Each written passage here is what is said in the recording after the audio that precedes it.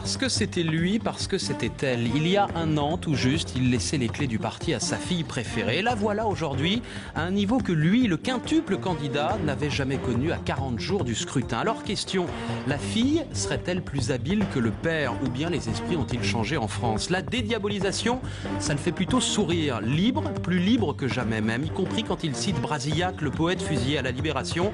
Tant pis si sa fille doit courir de plateau en studio pour expliquer que c'est bien elle, la candidate, et qu'elle n'est pas d'accord forcément avec tout ce que déclare son président d'honneur de père. Parce que c'est elle, parce que c'est lui, Jean-Marie Le Pen est l'invité d'Élysée 2012 ce soir.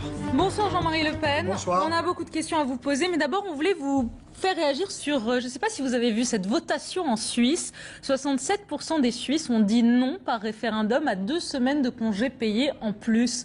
Vous comprenez les Suisses ou ils sont complètement fous? Le changement était quand même brutal, parce qu'ils auraient peut-être pu proposer 1 semaine de plus. Proposer 2 semaines de congés de plus, surtout dans la période de crise, c'était quand même une gageure.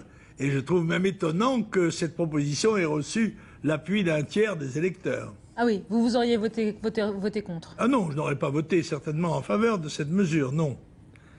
Le temps n'est pas à la vacance, si j'ose dire. Dans 4 jours, on va revenir de ce côté-ci. En France, maintenant, dans 4 jours précisément, à 18h pile, les candidats à l'élection devront avoir déposé leurs 500 signatures au Conseil constitutionnel à Paris.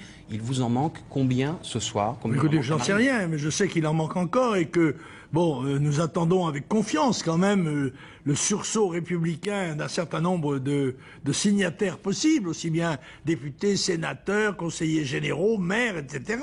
Parce que ce serait extravagant si Marine Le Pen ne pouvait pas se présenter aux élections présidentielles. Et je dois dire que les grands partis n'ont pas fait beaucoup d'efforts pour essayer d'encourager leurs partisans ou leurs élus, il faut dire la vérité. Tout le monde critique ce système, mais dans le fond, les grands partis s'en accommodent fort bien parce que ça gêne leurs adversaires. Comment vous expliquez que quelqu'un comme Jacques Cheminade parvienne à réunir les 500 signatures et pas Marine Le Pen? D'abord parce qu'il n'a que ça à faire, sans doute, chercher des signatures, et puis parce qu'il ne représente aucun danger pour les grands compétiteurs. Par conséquent, ça donne un alibi au maire d'avoir donné sa signature à quelqu'un. Quand même, il a rempli sa mission sans risque. M. Cheminade est inconnu, il a dû faire 0,20% aux dernières, pas les dernières, mais les avant-dernières élections. Par conséquent, ça n'est pas du tout... Ce qui est remarquable, c'est que c'est parce que Marine Le Pen est considérée comme dangereuse par les 2 grands compétiteurs qu'elle a des difficultés, évidemment, parce que ce sont ces gens-là qui tiennent les conseils généraux, les conseils régionaux, etc., qui tiennent les subventions. On attendait hier Nicolas Sarkozy dans son grand discours de Villepinte plutôt sur les valeurs, plutôt sur la France, mais Nicolas Sarkozy a choisi de parler d'Europe avec une proposition qu'on va réécouter ensemble si vous voulez bien, renégocier les accords de Schengen pour limiter l'immigration en Europe. Les accords de Schengen ne permettent plus de répondre à la gravité de la situation. Ils doivent être révisés. Il faut un gouvernement politique de Schengen. Il y a urgence. Car il n'est pas question que nous acceptions de subir les insuffisances de contrôle aux frontières extérieures de l'Europe. Si je devais constater que dans les 12 mois qui viennent, il n'y avait aucun progrès sérieux dans cette direction, alors la France suspendrait sa participation aux accords de Schengen jusqu'à ce que les négociations aient abouti. Réviser les accords de Schengen, vous dites bravo là, non? Écoutez, à ce niveau-là, le culot, c'est du grand art. Parce que tout de même, ce monsieur qui dit cela, il avait la possibilité de faire ses propositions. Lui, il pousse à plus d'Europe, de plus en plus d'Europe. D'ailleurs, il demande un gouvernement de Schengen. Autrement dit, plus d'Europe encore. Alors que c'est l'Europe qui nous étrangle, qui nous étouffe, à la fois économiquement, politiquement et je dirais internationalement. Donc, je trouve extraordinaire qu'un monsieur... Mais là, il veut réviser Schengen. Non, je trouve extraordinaire que ce monsieur, qui est incapable de défendre ses propres frontières, se propose de défendre les frontières de l'Europe. Et menace, pour cela, de se retirer éventuellement de Schengen, pendant le temps qu'on discuterait, parce qu'il faut surtout discuter. Il n'est pas crédible. Je dois dire qu'en choisissant le terrain de l'Europe pour se relancer dans la bataille politique, je crois que M. Sarkozy a fait une erreur capitale. Parce que l'Europe, les gens y croient de moins en moins, parce que les promesses de l'Europe ont été trahies. On nous avait dit que c'était plus de sécurité, plus de liberté, plus de croissance. C'est exactement l'inverse qui s'est produit. Parce que comme M. Sarkozy, qui a trahi d'ailleurs la volonté des électeurs français, puisqu'il a fait passer un traité qui avait été rejeté par les électeurs par référendum, il l'a fait passer par le biais des députés, je crois qu'il est disqualifié sur ces sujets-là. Jean-Marie Le Pen, si votre fille Marine est élue à l'Élysée, elle fait quoi avec l'Europe de Schengen? Est-ce qu'on la supprime une fois pour toutes? Est-ce qu'on remet des douaniers le long de nos frontières, par exemple? Marine Le Pen a fait très clairement connaître son point de vue. Elle est pour une Europe des nations. Elle conteste formellement, parce qu'elle est comme moi d'ailleurs députée européen, et qu'elle est à même de savoir ce qui s'y passe, elle conteste l'Union européenne et ça dérive vers de plus en plus de fédéralisme. Donc on remet les douaniers aux frontières nationales? Éventuellement, bien sûr, oui. Nous retrouvons les moyens de comme beaucoup de pays du monde. Il y a plus de 100 pays du monde qui ont des frontières avec des douaniers et qui font respecter leurs intérêts nationaux. Nous sommes les seuls, nous, à nous livrer pieds et poings liés à la concurrence sauvage de nos adversaires, on peut dire de nos concurrents en tout cas. Écoutez ce qu'en pense François Bayrou de cette proposition de Nicolas Sarkozy. Vous réagissez ensuite. Au lieu de dire voilà ce que nous allons faire, autrement dit d'entraîner pour les Français un mouvement, une politique qui les rassure et qui les aide, on agite des idées qui évidemment sont des idées traitées comme des diversions. C'est fait pour faire plaisir à ce qu'ils croient être une partie de la population française. Il chasse sur votre terre alors ? Je dirais que c'est pas ça qui me choque. Ce n'est pas parce que le marché électoral, c'est un marché concurrentiel, si vous voulez bien. Mais ce qui me choque, ce sont les mensonges. Ce sont les promesses réitérées et non tenues. C'est le culot formidable de gens qui ont été incapables de remplir leurs obligations et qui viennent aujourd'hui se proposer comme des sauveurs. Deuxième proposition de Nicolas Sarkozy hier, le Buy European Act. Vous parlez anglais, comprenez, oui. Buy European Act. Donc c'est privilégier les entreprises européennes lors des marchés publics. Sarkozy est au pouvoir depuis 10 ans. Depuis 5 ans comme vice-premier ministre, ministre de l'Intérieur ou ministre des Finances, et comme 5 ans comme président de la République. Et il découvre ce système pratiqué aux États-Unis, il le découvre quelques jours avant les élections. Est-ce que vous êtes, vous, pour le mettre en place en Europe? Parce que la préférence européenne, même si le mot n'a pas été prononcé par Nicolas Sarkozy. Non, je suis pour la préférence nationale. Uniquement préférence nationale? Je suis pour la préférence nationale, mais avec des accords bilatéraux, avec je dirais avec nos cousins germains, avec ceux qui sont les plus proches de nous. Jean-Marie Le Pen, entre une entreprise allemande et une entreprise américaine, vous avez envie de privilégier laquelle? Je préfère traiter avec une entreprise allemande, oui. À égalité de prestations, je préfère traiter avec une entreprise allemande. Mais je voudrais faire remarquer que le volume, le pourcentage d'échanges entre la France et l'Allemagne sur le plan économique est exactement le même qu'avant la guerre de 14-18. C'est vous dire qu'on n'a pas beaucoup changé de choses. On va parler des impôts dans quelques instants, si vous voulez bien. D'abord, le triptyque, 3 images de l'actualité. Vous choisissez une image parmi ces 3 que vous souhaitez commenter. Et d'abord l'eau, un habitant de la planète sur 10 n'a pas accès à l'eau. Ce chiffre a été rappelé à l'occasion du Forum international de l'eau qui s'est ouvert à Marseille. Est-ce que c'est un sujet qui vous interpelle, l'eau? Premier thème. Après les politiques et les syndicalistes, c'était au tour de l'humoriste Guy Bedos d'apporter aujourd'hui son soutien au métallo d'ArcelorMittal de Florange. Avait-il vraiment sa place? C'est la question qu'on vous pose. Et puis le plan anti-fraude de Luc Châtel pour lutter contre les fraudes au bac, le plan de Luc Châtel. Est-ce que le bac signifie encore quelque chose pour vous? Donc vous avez 3 choix. Guy Bedos, le bac et puis l'eau. Je choisis l'eau parce que la présence de M. Guy Bedos dans la sidérurgie française, ça lui va comme un tablier à une vache, quoi. C'est pas sa place, voilà. Et il n'apporte rien. Ça lui permet de faire des critiques de ses adversaires politiques, mais c'est tout à fait anormal. En revanche, le problème de l'eau, c'est un problème capital. Ce n'est pas d'ailleurs le problème de l'eau qui se pose, c'est le problème de l'eau potable. Parce que de l'eau, il y a tous les océans d'abord, n'est-ce pas? Et puis il y a beaucoup de rivières qui sont malheureusement polluées. Et c'est en effet ce problème, et je dois dire que ça me serre le cœur de savoir qu'il y a des gens non seulement qui meurent de faim, mais qui meurent de soif. Dans un monde qui, je le rappelle, est passé en l'espace d'un siècle et demi de 1 à 7 milliards d'habitants et qui continue de se développer alors que dans le même temps, la production des biens de consommation, elle, ne progresse pas dans les mêmes proportions.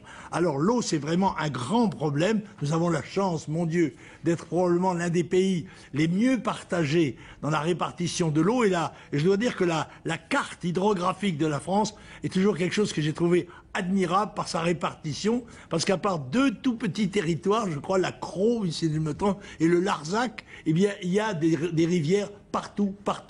Eh ben, c'est un sujet qui vous tient à cœur. Ça va de l'Écoute s'il pleut jusqu'au grand fleuve. C'est admirable. C'est un sujet qui vous tient à cœur, manifestement. Comment ? Je dis, c'est un sujet qui vous tient à cœur. Ah oui, bien sûr. Oh, bien sûr. Et j'ai une grande pitié pour des gens qui sont assoiffés, qui meurent de soif. Ça me tord le cœur, ça. Et il faut faire quelque chose pour ça. Jean-Marie Le Pen, la question Yahoo, chaque soir un internaute interpelle notre invité ici même et lui pose une question. Elle est un peu iconoclaste, cette question posée par Antoine aujourd'hui, qui propose une obligation pour tous les candidats à la présidentielle de passer un test de QI. Bon, personnellement, ça ne me gêne pas. Je ne suis plus candidat. Je pense que j'aurais sans doute franchi la barrière. Je ne sais pas, il y a d'autres qualités que les qualités de l'intelligence. Il y a les qualités du cœur, il y a celles du caractère. Je ne suis pas absolument sûr que le QI soit un critère absolument éliminatoire. Les impôts, maintenant. On va parler du débat sur la fiscalité avec d'abord cette question. On s'est dit, on va poser la question à Jean-Marie Le Pen. C'est quoi être riche pour vous aujourd'hui ? Ah, c'est une bonne question. Je crois que c'est très relatif. Il y a des gens qui ont beaucoup d'argent et qui ne se considèrent pas comme riches. Et il y a des gens qui, n'ayant pas beaucoup d'argent, trouvent quand même le moyen d'être heureux malgré ça et se considèrent qu'il y a d'autres richesses que la richesse financière. En termes de revenus, vous mettez la barre où à peu près ? En termes de revenus, je pense que quelqu'un qui gagne plus de 30 000 euros par mois, c'est quelqu'un qui est riche. Et quelqu'un qui gagne 15 000 euros par mois, combien ? C'est 15 000 euros. C'est pas riche, ça ? 15 000 euros, ça dépend quelle est sa responsabilité. Ça dépend pendant combien de temps il va le gagner. Par exemple, prenons un cas. Bon, on sait que les salaires des footballeurs sont considérés, c'est vrai, à juste titre, comme scandaleux. Mais il faut savoir que ces gens-là vont jouer 3 ans, 4 ans, 5 ans. Après ça, ils ne gagneront plus d'argent. Alors, bien sûr, tout est question je crois, d'équilibre.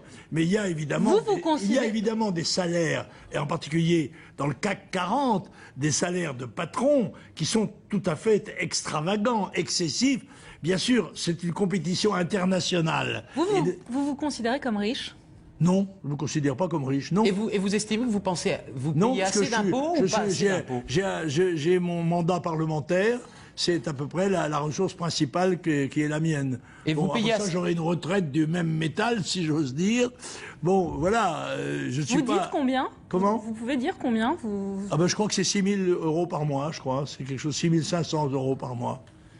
Alors ce ne sera pas forcément votre tasse de thé, mais Nathalie Arthaud, la candidate de Lutte ouvrière, a une solution en ce qui concerne les Français les plus riches. Elle cible notamment Bernard Arnault, le patron d'LVMH, et Vincent Bolloré. Écoutez-la. Écoutez, moi, je suis pour exproprier Bernard Arnault, je suis pour exproprier Bolloré. C'est le critère, Bouygues, à partir de quel critère ? Je ne reconnais pas le droit à quelques-uns, du simple fait qu'ils ont apporté des capitaux dans une entreprise, d'avoir un droit de vie ou de mort sur les entreprises. Je pense qu'effectivement, les travailleurs, ils auraient tout lieu de prendre leur place. Et ils dirigeraient, encore une fois, l'économie, mais 1000 fois mieux. Ils la dirigeraient, bien sûr, collectivement. Voilà, un mot non pas sur la proposition de Nathalie Arthaud, mais sur la proposition de François Hollande, 75% au-delà d'1 million d'euros de revenus par an, pour ou contre ? Oui, je veux dire que Mme Arthaud, M. Mélenchon font des propositions révolutionnaires qui n'ont qu'un inconvénient, c'est qu'elles sanctionnent les gens qui réussissent, qui sont des créateurs, qui sont des animateurs d'affaires. Et je crois que ça, c'est très précieux et que ces gens-là doivent être ménagés. Il faut qu'ils gagnent à proportion de ce qu'ils représentent comme utilité pour la société et pour le pays. Voilà, moi ça ne me choque pas. Monsieur Bolloré, je crois, est né avec une petite cuillère d'argent dans la bouche. Il n'est pas né sans rien. Mais depuis, il a quand même développé considérablement son entreprise. François Pinault était le fils d'un paysan. Et il a construit une entreprise considérable, avec évidemment quelques accommodements avec l'État. Donc vous dites, si c'est mérité, pourquoi pas? Jean-Marie Le Pen, la France s'apprête à commémorer le 19 mars prochain les accords d'Évian, qui ont donné l'indépendance à l'Algérie. Est-ce que vous allez commémorer cette date? Non, certainement pas, parce que le 19 mars, c'est une date qui ne correspond pas à la fin des hostilités en Algérie. J'ai pas dit la fin de la guerre d'Algérie, Non, j'ai dit qui a donné l'indépendance à l'Algérie. Si aussi il y avait une date qui puisse être célébrée à la fois par l'Algérie et par la France, il faudrait que ce soit une date qui corresponde à la paix, c'est-à-dire à la fin réelle des hostilités. Parce qu'après le 19 mars, il y a eu des moments tragiques. Il y a eu la fusillade du 26 mars rue de l'Isly, il y a eu le massacre et l'abandon, la trahison par la France des harkis, des dizaines de milliers de harkis. Et il y a eu beaucoup d'attentats de l'OAS. Préalablement désarmés et livrés au Félaga. Et puis il y a eu 6000 Européens dans la région d'Oran qui ont disparu. Le seul qui soit intervenu, le seul militaire qui soit intervenu, c'est un capitaine musulman qui a eu le courage d'aller, malgré les ordres, sauver des gens dans un stade. Et il y a eu des attentats de l'OAS après cette date-là. Oui, mais c'était sans commune mesure avec les martyrs qui se sont produits. Alors Nicolas Sarkozy s'est exprimé sur la question des harkis. C'était vendredi dernier à Nice. On a une dette à leur égard, a dit le président candidat. Vous allez nous dire tout de suite ce que vous en pensez. Je n'aime pas l'injustice qui est faite aux héritiers des Arméniens. Je n'aime pas l'injustice qui est faite aux héritiers des harkis qui ont tant souffert par espérance pour la France et qui ont été déçus. Nous avons une dette à l'endroit des harkis, comme à l'endroit de tous ceux qui ont aimé la France et servi la France. Est-ce qu'il faut aller plus loin, Jean-Marie Le Pen, dans la reconnaissance de la souffrance des harkis? Écoutez, au bout de 30 ans de vie publique, M. Sarkozy s'est aperçu qu'il y avait un problème moral des harkis. Vous savez, le Veldiv, il a fallu 60 ans dans le discours de Jacques Chirac. C'est évidemment une attitude électoraliste pitoyable, je dois dire, et que je ne retiens pas en faveur de sa qualité personnelle. Non, bien sûr que les harkis ont été les harkis, les enfants de harkis, les petits-enfants de harkis ont été maltraités, trahis, littéralement trahis, livrés. Ceux qui ont réussi à se réfugier en France ont été enfermés dans des camps, de véritables camps de concentration. C'est une honte pour la France. Ayons le courage de le reconnaître. Alors, car si quelquefois on doit reconnaître la mémoire, eh bien ayons le courage de reconnaître les fautes commises par les gouvernements français de cette époque. Fautes que nous avons dénoncées et combattues. Il nous reste moins de 2 minutes. Vous avez déclaré il y a quelques jours à l'intention de Jean-Luc Mélenchon: je vais lui retirer son caleçon, je vais montrer ce qu'il est, le candidat des communistes qui ont du sang sur les mains jusqu'au coude. Voilà ce que Jean-Luc Mélenchon vous a répondu. Oui. Et la réponse de Jean-Luc Mélenchon, on va vous la lire également. Ce petit monsieur Le Pen qui a du sang jusqu'au coude, le sang d'un tortureur pendant la guerre d'Algérie. Oui. On va l'écouter, même si vous voulez bien. Il invente même des mots, monsieur. On l'écoute si vous voulez bien et vous réagissez. Oui, d'accord, c'est le bourgeois méchant homme. C'est pas le bourgeois gentilhomme, lui. C'est le bourgeois méchant homme. Voici l'occasion de dire son fait à ce petit monsieur. Monsieur Le Pen, lui, il a du sang jusqu'au coude, mais c'est le sang d'un tortureur, car cet homme torturait. Et je peux vous dire où ça se passait. À Staoueli, en Algérie, où il torturait les résistants du FLN et ceux qui se battaient pour l'indépendance de l'Algérie. Voilà ce qu'a fait. Si quelqu'un a du sang sur les mains, c'est lui. Et je ne vois pas ce qu'il vient faire dans cette histoire, puisque lui, sa fille, sa petite fille et qui sait encore, viennent continuer à nous saouler avec cette histoire de l'Algérie française. Réponse. Ce vieux sénateur est un menteur.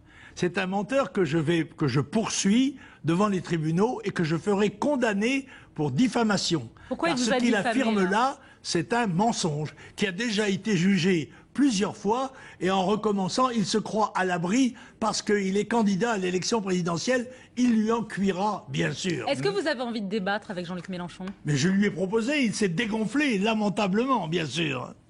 Merci à vous, Jean-Marie Le Pen, président d'honneur du Front National, invité ce soir d'Élysée 2012.